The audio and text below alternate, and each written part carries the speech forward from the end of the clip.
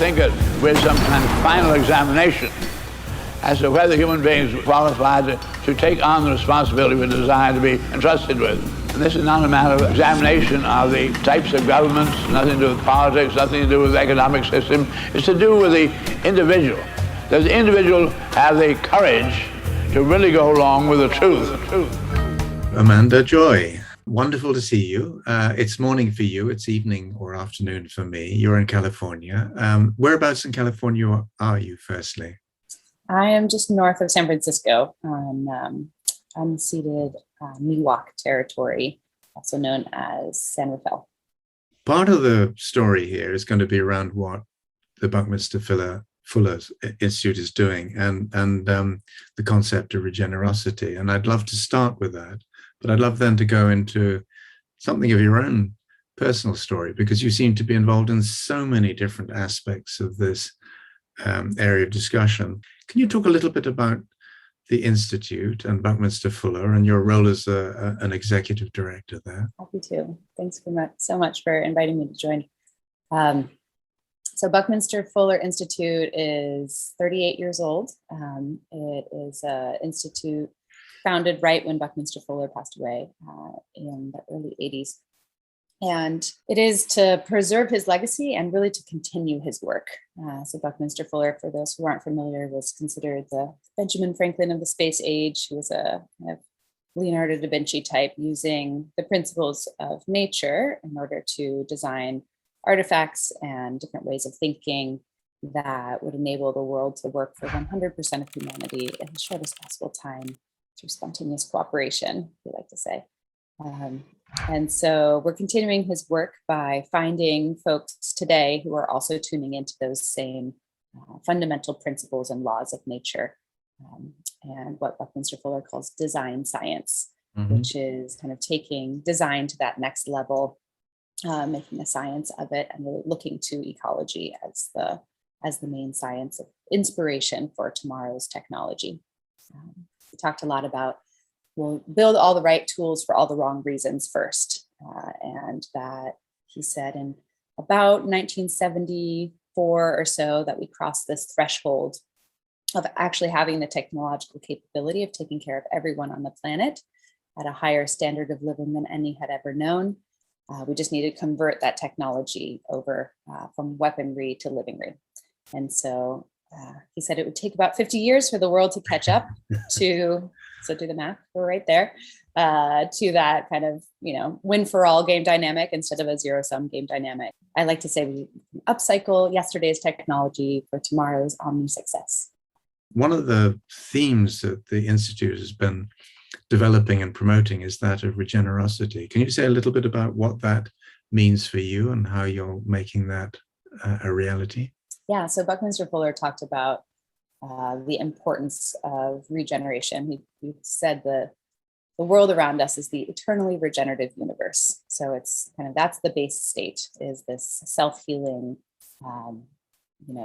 syntropy, the kind of opposite of entropy. And so regenerosity is inspired by those same principles of resilience and diversity and place-based excellence and genius that is so central to regeneration. And then we support and look for and identify these projects around the world that are embodying those principles. We've partnered up with Lush Cosmetics and the UNDP Equator Prize. So all three of us had prize programs where we were identifying these folks. And then we subscribe to the Berkana Institute. They have the two loops model of the paradigm shift of hospicing the old paradigm while midwifing the new, and the steps of midwifing the new are identifying the bright spots and then building communities of practice around those. So that's really what regenerosity is about building different learning cohorts of regenerative projects around the world that can learn from one another while we also resource and help them build their capacity. A couple underlying, kind of philosophy behind regenerosity is one around decolonizing wealth. So identifying and dismantling the power dynamic that often exists between funders and fundees or grantors and grantees. And another one is, around these living system principles. So if you look to Buckminster Fuller's frame of, we've crossed this threshold, generosity is kind of just the subsequent step out of a win for all game dynamic. When you're in that state, you're just in this gifting generosity state. And that's how nature works too. It's always kind of giving in plenitudes. And then the third is around forms of capital, that everyone in the world is wealthy, just of different forms of capital. We've overemphasized financial and material capital, in some cases intellectual and experiential capital, and totally undermined natural capital and social capital and cultural capital and spiritual capital. So we're trying to balance those with telling the stories of these leaders around the world. For a long time, Fuller was worshipped by younger people and people in design and to some degree in technology. And I've met people like architects, people like Norman Foster, who were just completely won over by Fuller's thinking. But where are we in that cycle? I mean, do you see business interest in it now, or is it mainly still in the world of design and so on? Yeah, I think we're farther along, and also things are so threadbare. We've overly centralized so much across all different industries, and because of that, the consequence of over centralization is a lot of fragility. And so you see things like part of the Amazon becoming a carbon source now, stuff like carbon sink, and Greenland experiencing rain for the first time in some regions where it's never rained before. It's only ever snowed. And so those feedback loops are pretty frightening. The tipping point of irreversibility of some of them are only seen in hindsight. And so we actually don't know if it's, a runaway world towards a 3 or 4 degree warming, which I think it's at 4.7 degrees warming. It'll cost us over 500 trillion in damages, which is double all of global wealth. Earlier on, when we were sort of setting up the conversation, you mentioned that you were raised in different parts of the world by parents who were in the anthropology world. I mean, you also used terms like around the world and the rest of the world and so on. And many people in powerful nations tend to think of the rest of the world as an extension of their reality and so on. It's clear that you don't. But what did you learn from being raised in some really quite various parts of the world? Yeah, so I was born in Abidjan, which is the capital of Cote d'Ivoire in West Africa. And I went to high school in La Paz in Bolivia, and then spent some time on the island of Hispaniola, which is Haiti and Dominican Republic, two amazing and very different countries. Yeah, I was able to kind of see the world from different perspectives. I think growing up internationally like this has just helped me see from a very young age the injustice. I was just very fed up at a very young age of why do we have far more resources than other people around us, and can't it be another way? And so my undergrad was more about international development, humanitarian work, women's empowerment, poverty alleviation. And then I went back to live in Bolivia, and these 1,000-year weather events kept on happening. These events that are only supposed to happen every 1,000 years. And some of the work we were doing with fair trade, handicrafts, which is about building up the foundation of people's economic, ability to exist in modern society. The foundations of their homes were washed away in a landslide.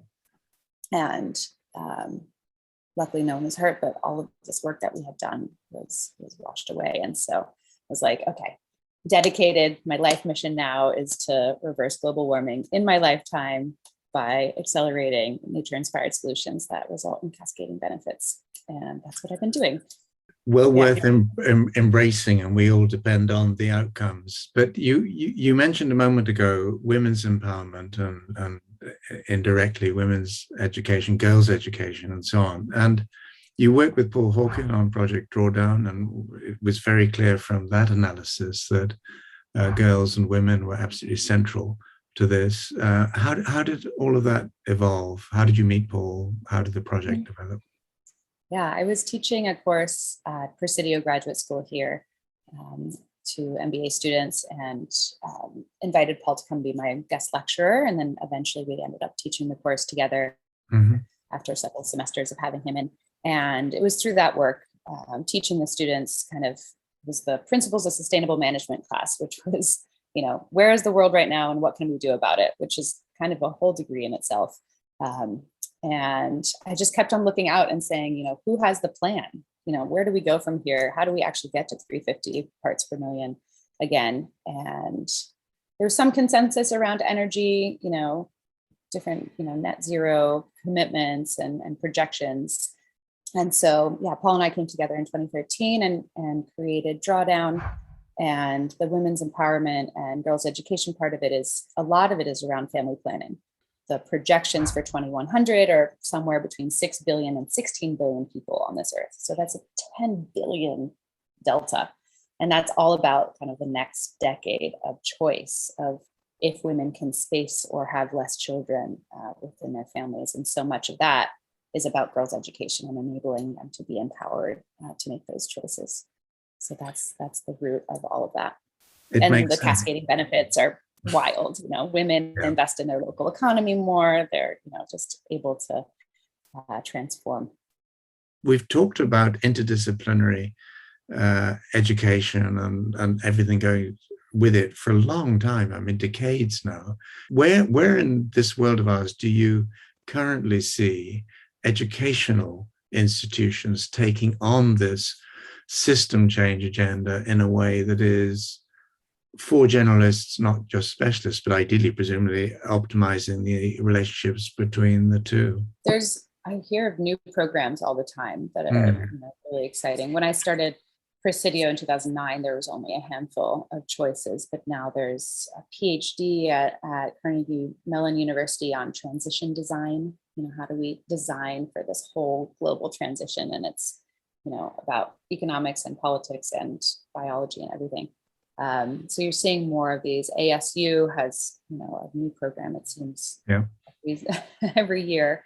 And I think that's all one side of it. And then Fuller wrote this book called Education Automation in 1963 that talked about, as we automate the world and as robots and computers take all the jobs that they're able to, humans will be left to be uniquely human, which is we can learn in a way that computers can't. And so he said, education will become the largest global industry. And he talked about kind of like a UBI, a universal basic income model that was more based on scholarships. So, if everyone was given, say 100,000 people were given a scholarship, he said at least one of those would come up with some idea that would serve at least 100,000 people. So, net out as an investment by the government. The informal side of education is so fascinating. Everyone tuning into online courses and videos in order to learn whatever they want. And so that self-directed learning, I think, is really critical. Would love to see, and it's happening, but I would love to see more and more of that happening around regeneration and systems thinking and living systems principles, so that people can get there quick. Because as I said earlier, it's so threadbare. We just need to flip things so quickly right now. We have everything. It's just, we're at that place where it's like almost the inflection point of a phase change, that metamorphosis moment that so many of us have talked about. But I think education is key to that. Towards a final question, Amanda Joy, and it's I could ask you where the Institute is going to go over time, but I'm going to ask you where you think you're going to go over time, because I look at the sort of almost car, the Jungle Book, the eyes of the snake sort of spiral behind you, and it could take you just about anywhere. Where do you think you might be headed? I have lots of different dreams. I think, I'm Buddhist in nature and very much inspired by some Buddhist tenets of just, I'm here to serve, and then not living on my own behalf, but really living on behalf of all life. And so, wherever I'm called into service and can be of the utmost service to the most life for today, but also the most life into the next, many generations. It's a lovely way of thinking about it, and I shall use you as a model, because I'm still trying to work out what I'm going to do when I grow up. But I do feel the next 10 to 15 years are going to be outside our experience in terms of the nature and scale and pace of change, and in many ways a privilege to be here while that happens. but so many of us are going to have to sort of shake off our assumptions and to some degree, some of our experience, learn new things, step up in new ways. I call this time the awkward era, because it's the good news is getting better and the bad news is getting worse at the same time. And it's, where do you focus your energy? But I think the kind of cheat code or way out is really, systems thinking and looking to the natural world around us as inspiration, and then communing with it.